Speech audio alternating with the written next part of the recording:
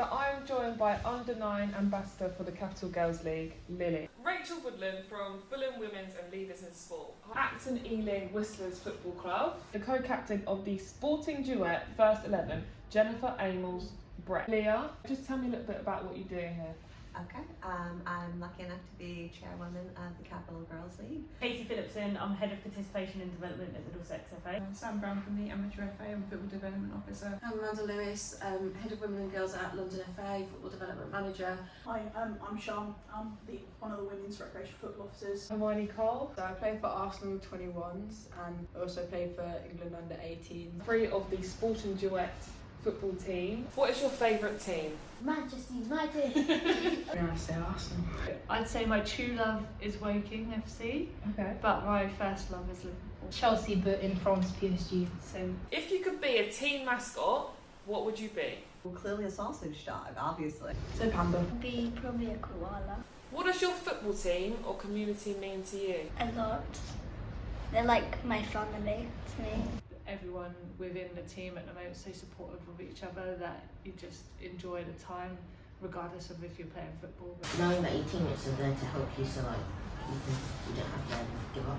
I'm the lost generation, so we didn't get to play. I was 40 when I first played football. It's quite closely bonded. It gives you like an experience that you don't necessarily have with just your friends. Like they become your friends obviously, but it's a lot more deeper than that. It's been so special, and the fact that I've been able to get involved not only in playing but in some of the kind of administrative side and also the coaching, it's just really kind of helped me build a life here. What is the best thing about female football?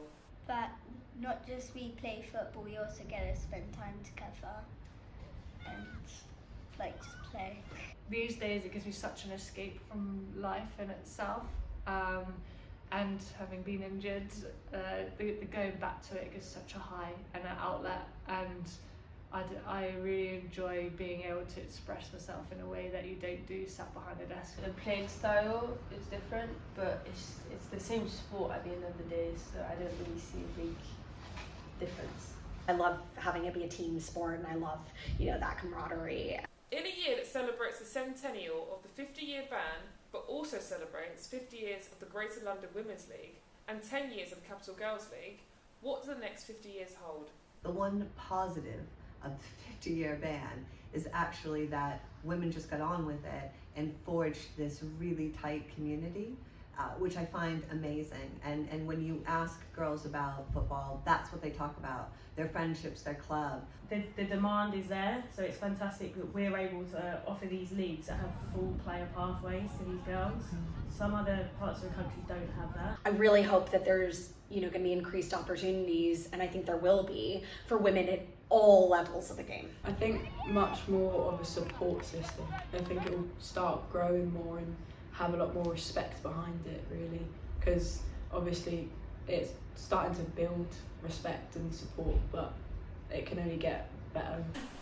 Football's come so far, just having simple things like your name on the back of the shirt wasn't something I ever thought would happen, but that's happened, and it seems not a big thing, but that's a moment. I think having bigger crowds at our games, like times 300 to 500 people watching, again, we didn't imagine that being something. The game has been growing so quickly, and I think from this year onwards, it's just going to absolutely skyrocket.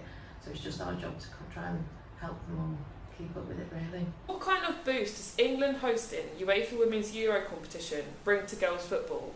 And do you see it kick-starting a new wave? As far as the England hosting the Euros, boosting the game, I think it's absolutely going to be great, having that kind of, home field advantage, a bit of a vibe. Girls football sees 30% growth and sustains 20 of it year over year. So we'd see 30% climb in the next year and holds 20 of it after that. My hope would be that that statistic starts to go up, that maybe we hit 35 and we keep 25 or even more. And maybe with modern leagues like the Capital Girls League, we have higher player retention, where there isn't sort of a push to be something that you're not. There's a place to be a seriously epic baller and a place just to have a community. We now need to make sure that we get those opportunities out there so people know that when they're watching the Lionesses on the TV, they can go down the road and participate and maybe one day do the same thing. It brings it out to more of the world, really, and I think younger girls watching it can see it and be like, well, that could be me. I think it's quite inspirational. Yeah. And I think it'll just grow the population of little girls that want to start playing it. Girls will be able to see how popular women's football is, and it's not a marginalised thing that a few people enjoy, it's a thing that many people enjoy.